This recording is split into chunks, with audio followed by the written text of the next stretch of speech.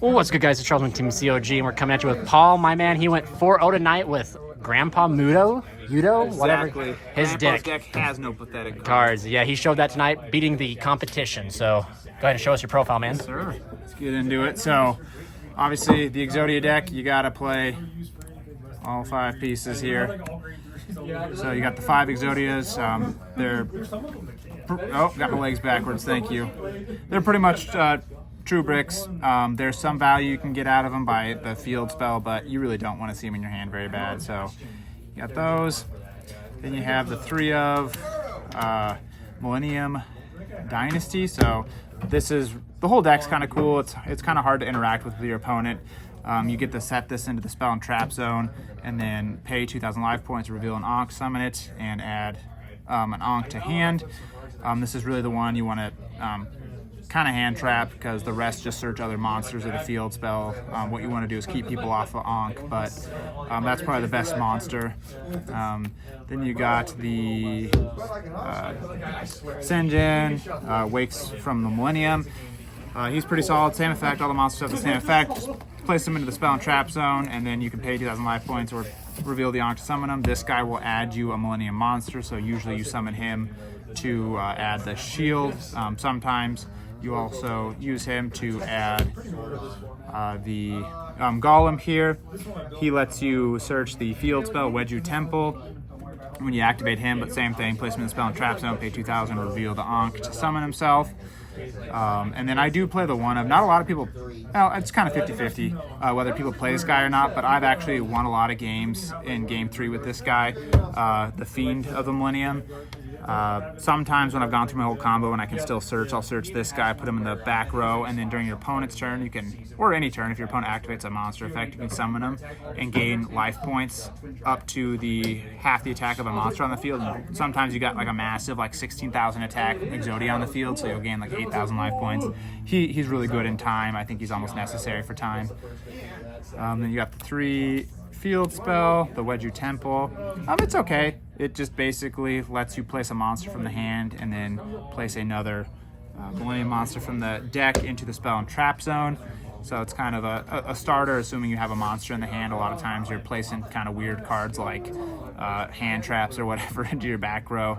But that's kind of where the EXODIA pieces can be kind of at least a partial 2-card combo, where you can kind of use that and an EXODIA piece to place into the back row and then get your Millennium cards going.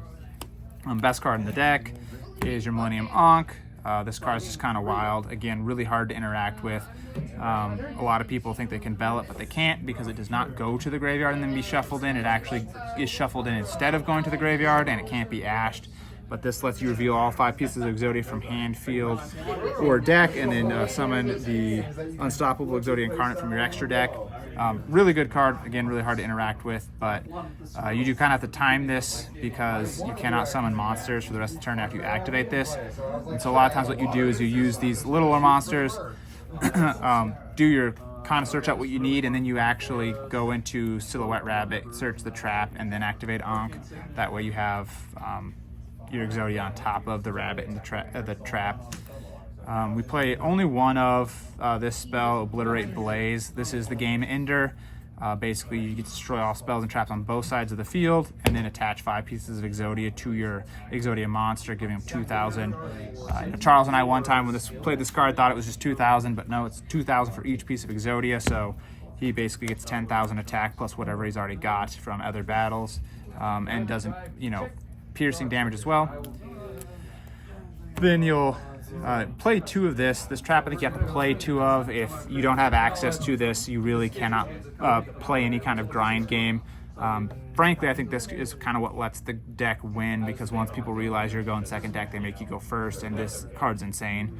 Just destroy all your opponent's cards. If you have an EXODIA monster, it's just kind of wild, and you get to search all 3 of these cards in the end phase as long as you have EXODIA on the field. But I think this is a really solid trap, and having access to 2 lets you play a little more grind game. Just for some consistency, I do play 3 Pot of Prosperity. And then the rest of the deck is basically board breakers and hand traps. So we got the 2 talents, just in case you get hand trapped, try and draw deep, or just standard talent stuff, take their monsters. pretty solid board breaker in this format. We got a lot of people playing kind of Una attributor type deck, so definitely run the 2 of Super Poly. Going to some cards in the extra deck, just kind of clear the board out. And then we do have just the last 2 board breakers. We got 1 Lightning Storm and 1 Change of Heart. This Change of Heart is actually a couple times you nib people, and like for instance today I couldn't go into Exodia, couldn't do anything, but I had Change of Heart and I nibbed my opponent with like a 5,300 attack token, so I just Change of Heart the token and just swung for game with his token and my nib. And then Lightning Storm, just Lightning Storm. You use Terraforming. I think a lot of people use this to search the Wedgie Temple, but really what you need to be doing is searching Secret Village to the Spellcasters. 1 card combo right here. Right, yep. 1 card OTK right here, boys. You get the Secret Village out, obviously you go Ankh, set your Exodia, and there's just, a lot of decks can't play around this in the current format. Obviously, any deck playing Diabell with Wanted can play around it pretty easily, but unless they see access to that, it's kind of a, for instance, my final game against Ubel, it just shut him out. Game 3, just, Exodia with Secret Village was enough to just, he couldn't play the game. Hand traps, nib. I only play 6 hand traps, just the most impactful hand traps I could. Nib, D-shifter, not fun for your opponent, but this deck is, without these kind of cards, not that great. So basically you're just trying to simplify the game state as much as you can with things like nib, D-shifter, board breakers, and then just swing with Exodia. A few more board breakers here, just lava golems. Just going second. They set up a board and then they don't have a board.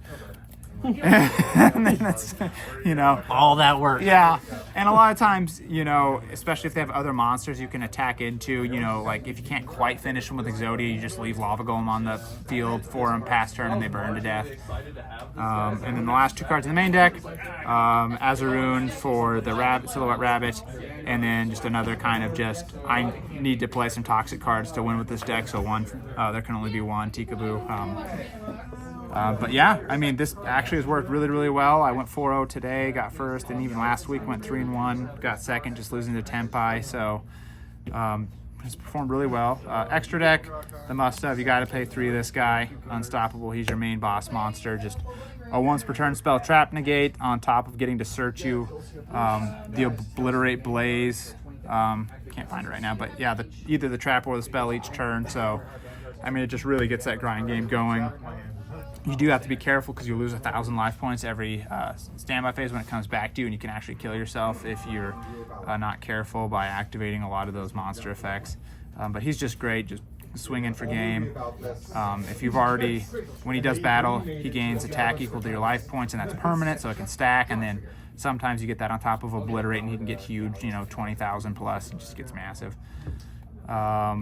Super Poly targets, those are the only 2 I had room for, so just kind of basic Karua, Mud Dragon. If for some reason you just can't Exodia OTK, then you're just playing the Charmers into Selena into access code. Access code OTK. You're just trying to end the game as fast as possible. You really don't want to play for more than a couple turns with this deck because you're just going to lose. And then just some generic utility cards, Rabbit, Nightmare, Phoenix, SP Little Knight. Play Phoenix honestly a lot for just Ubel. Try and get rid of the Nightmare Pain. Just keep that thing off the field. And then obviously play 1 Typhon, just kind of an emergency button, try and get rid of some trouble cards sometimes. A lot of times, honestly, if you're going into him, you're losing already, but it works sometimes. And then last but not least, a little mini train package. Since the Exodias are 10, sometimes what'll happen is you'll be able to make 2, but they'll like droplet it or Imperm or Veiler, and then you just have a 0 attack Exodia chilling doing nothing. And so, a lot of people don't expect this. You just go, this guy burning for 2, this guy swinging for 6 in the game. So that is the main deck. And then just briefly, nothing too crazy in my extra deck, but obviously this is built to go second, so a lot of it's just go first cards. D barriers, don't let your opponent play. Solemn Judgment says no. And then you have the more copies of Shifter, some Fissure, another copy of Shifter, Gravekeeper's Inscription, board breakers with Dark Hole, another Lightning Storm, and then this is specifically for Ubel, Drowning Mirror Force. going first. You set that. They think they're swinging in for game. Then all of a sudden they got nothing on the field. So. And then it's GG. Yeah, and then you just punch him with Exodia. So that's it, boys. Well, that's awesome, the 4-0 man. Exodia. Man came in, he punched, and he left. He even did. What is it like? What was your matchups again? So I played U-Bell in the final. I played Tyr, Horace, Fiend, Smith. Pile, yeah. Yeah, kind of a pile. Played against Gimmick Puppet, who almost OTK'd me, but had one hand trap to save me from that. And then I'm trying to think what my fourth game was. Mech Knight. Yeah, Mech Knight. Yeah, Mech Knight. Is it just pure Mech Knight? Yeah, and that actually is a difficult matchup when they set up the traps that negate monsters and spells in the zones. But actually, that Lava Golem's what saved me there because it gave me a free zone to set stuff that he couldn't put monsters in. So those were the matchups. Well, awesome, man. Thank you so much for sharing your profile. And remember, Thank guys, you. stay safe, stay healthy. Team COG signing out.